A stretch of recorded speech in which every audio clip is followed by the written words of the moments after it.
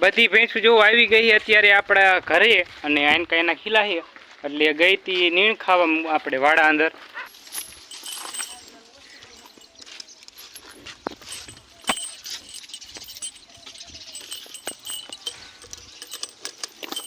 રજકો છે અને આ ખડ એક ઈ નાખવાનું છે બરાબર.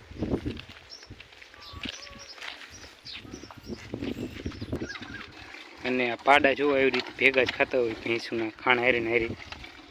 તો બધી ભેંસું જો દોઈ લીધી અને બેહી ગઈ છે નીચે નીચે જો આ રહી.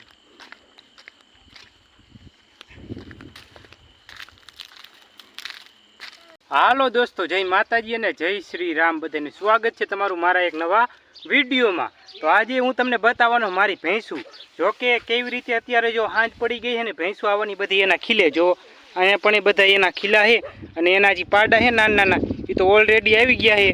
અને પેલા ભેંસું ન આવે એના આગળ આપણે શું કરી કે જે એના ખીલા છે ત્યાં બધે આપણે જો હુકી નીણ નાખી દીધી એટલે કે હુકી જાય જો આ રહી બરાબર.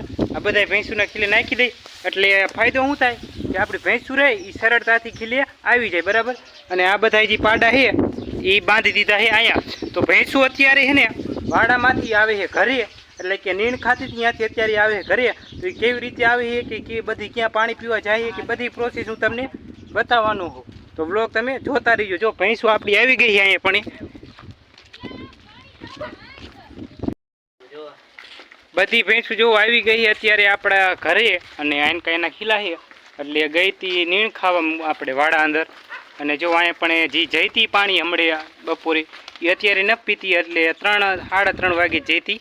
એ બધી ભેંસું મોટી રહી એને આપણે પાણી પાયું હતું અને પાણી માથું ઉડાડ્યું હતું એટલે એ બધી વહી ગયું સાઈડમાં કારણ કે એને પાણી નહોતું પીધું. અને આ નાના નાના પાંકડિયા છે એ બધા જો પીવે છે પાણી.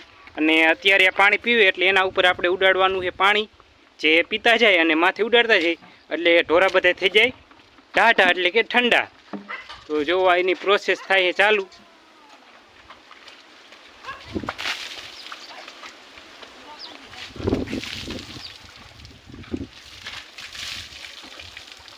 તો જેટલા પીવે એને બધાને આપણે માથી નાખી દઈએ પાણી એટલે કે એ બધા થઈ જાય ઠંડા બરાબર. હવે આ બધા જાય છે ખીલે હવના. તો જોતા રહ્યો તમે બ્લોગ કન્ટિન્યુ.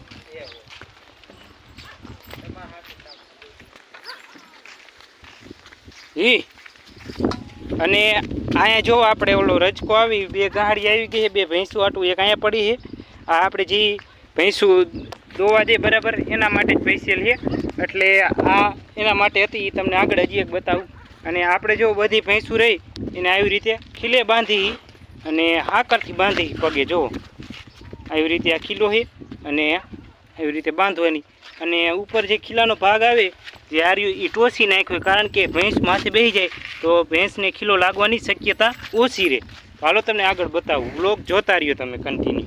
ને જો બીજી એક વસ્તુ બતાવું કે અહીંયા આપણે જે મગફળીનું ડૂર આવે એટલે કે પાનું તો બધી ભેંસું જો અહીંયા સરીને આવી અને ડાયરેક્ટ આમાં જ ગરી જાય એટલે બીજે સાંઈ જાત્યું નથી. અને આ આપણો પાડો છે જો નાનો છે હજી. અને આ જો આપણું મગફળીનું ડૂર છે જાજુ રહ્યું નથી એટલે કે પાનું. અને જો મેં તમને અગાઉ જણાવ્યું એવી રીતે જો કે ભેંસું આવે એટલે ખીલે નીણ નાખી દે એટલે આડી અવરી જાય નહીં એટલે બધી જો ખાય નીણ. અને બીજી ઓલી રચકાની મેં ગાંહડી તમને કીધી હતી એ જો અહીંયા પણ હે આ રહી જો.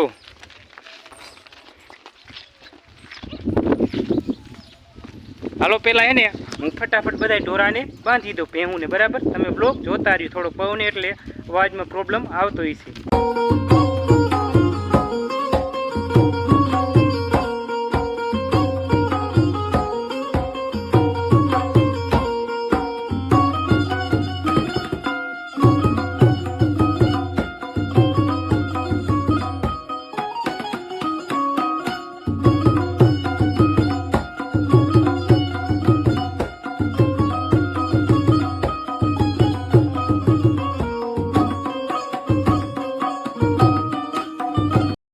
બધી ભેંસોને આપણે બાંધી દીધી ખીલે જો તમામ જો આનકા બધી આલકા. તો હવે હે ને જે ભેંસો આપણને દોવા દે બરાબર દૂધણી એને આપણે લીલો રજકો છે અને આ ખડ એક એ નાખવાનું છે બરાબર.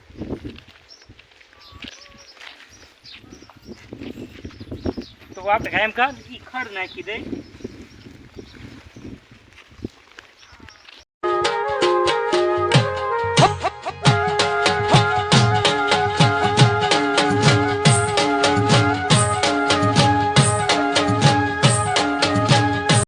આપણે જેટલી ભેંસો આપણે દૂજે બરાબર એને નાખી દીધો હોય લીલો ગદપ એટલે કે રજકો અમે ગદપે કહીને રજકો કે બરાબર તમે જે કહેતા હોય જરા કોમેન્ટ કરી નાખજો.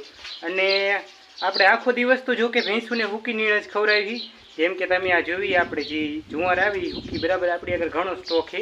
અને અત્યારે લીલી વાવી દીધી પણ એ સેજ નાની તમે ડેઈલી બ્લોગ જોતા હોય તો તમને ખબર હોય બરાબર.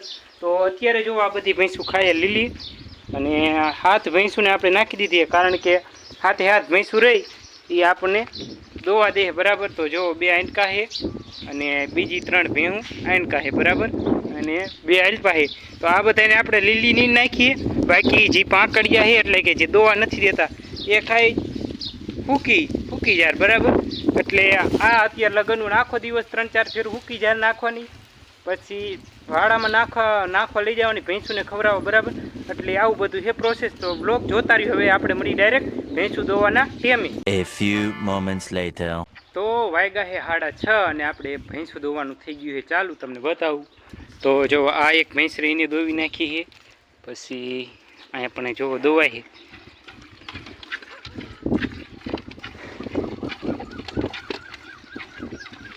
અને આ પાડા જોવા એવી રીતે ભેગા જ ખાતા હોય ભેંસુના ખાણ હારી ને હારી.